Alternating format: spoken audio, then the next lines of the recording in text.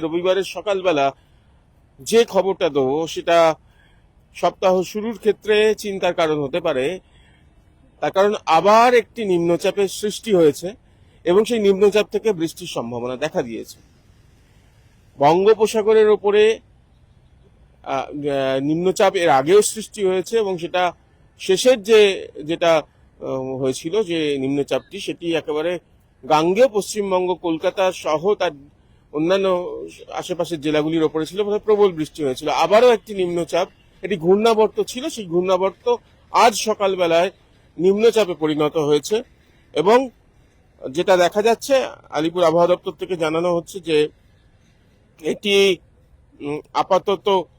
আপাতত north West বে of Bengal, মানে উত্তর পশ্চিম বঙ্গোপসাগরের ওপরে একটি নিম্নচাপ অঞ্চল তৈরি হয়েছে, যার ফলে মেঘের আনাগোনা রবিবাসরীয় সকালবেলাতেই মেঘের আনাগোনা শুরু হয়েছে। এবং আমরা যেটা দেখতে পাচ্ছি যে ইতিমধ্যেই ঝাড়গ্রামে, একটু আগেই ঝাড়গ্রামে হলুদ সতর্কতা জারি করা হলো একটু আগেই, ফলে সেখানে বৃষ্টির সম্ভাবনা এবং দেখা যাচ্ছে দমকা হাওয়ার সম্ভাবনার কথা বলা হচ্ছে।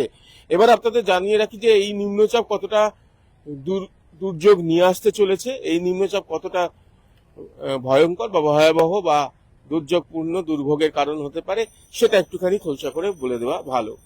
দেখুন, আপাতত স্যাটেলাইটের ছবিতে যা দেখা যাচ্ছে, আলিপুর আবহাওয়া দপ্তর থেকেও যা জানানো হচ্ছে, যে মেঘের যে ঘূর্ণাবর্ত ছিল বা যে নিম্নচাপ অঞ্চল তৈরি হয়েছে, যে জায়গায় মেঘের বেশি বেশি অবস্থান রয়েছে সেটা উড়িষ্যা এবং ঝাড়খণ্ডের দিকে, উড়িষ্যার দিকে, আপাতত উড়িষ্যা উপকূলের দিকে। যদিও বাংলাদেশ এবং দক্ষিণবঙ্গ, বঙ্গ এবং বাংলাদেশ, পশ্চিমবঙ্গ এবং বাংলাদেশের উপকূলবর্তী অঞ্চলের ওপরে এই নিম্নচাপের প্রভাব থাকতে পারে, তবে প্রত্যক্ষ প্রভাব থাকবে না, পরোক্ষ প্রভাব থাকবে। বোঝা যাবে না বৃষ্টি হবে কি হবে না, সেটা সময় বললেও স্যাটেলাইটের যে ছবি সেটা দেখে যেটা বোঝা যাচ্ছে যে ততটা বৃষ্টি নয় যতটা এর আগের নিম্নচাপে আমরা প্রত্যক্ষ করেছি দক্ষিণবঙ্গে, কলকাতা এবং তার চারপাশে দেখা গিয়েছিল। যতটা বৃষ্টি হয়েছে সেই বৃষ্টি নয়।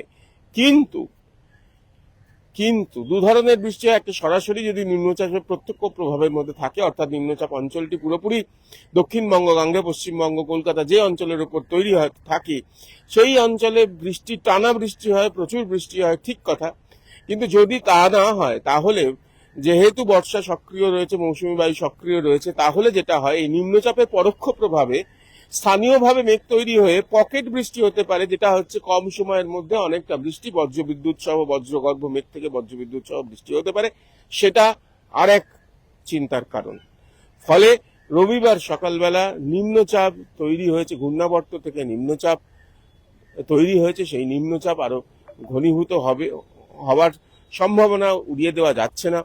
আপাতত স্যাটেলাইটের ছবি থেকে যেটা দেখা যাচ্ছে, সেটা মেঘ বেশি রয়েছে, উড়িষ্যার দিকে রয়েছে, কিন্তু সেই আবহাওয়ার গতিবিধি এত আগে থাকতে তো বলা যায় সম্ভব নয়। তার প্রত্যক্ষ বা পরোক্ষ প্রভাব যাই হোক না কেন, আকাশে ইতিমধ্যেই কালো মেঘের আনাগোনা শুরু হয়েছে আর বৃষ্টির সম্ভাবনা থাকছে। আপনাদের একটু জানিয়ে রাখি যে কত তাপমাত্রা ছিল, মানে গত 24 ঘন্টায় কত তাপমাত্রা ছিল। সর্বোচ্চ তাপমাত্রা, দিনের তাপমাত্রা, কালকে দিনের যথেষ্ট গরম ছিল, 34-এ উঠে গিয়েছিল। তো 34.2 ডিগ্রি সেলসিয়াস, স্বাভাবিকের থেকে 2.2 ডিগ্রি সেলসিয়াস বেশি।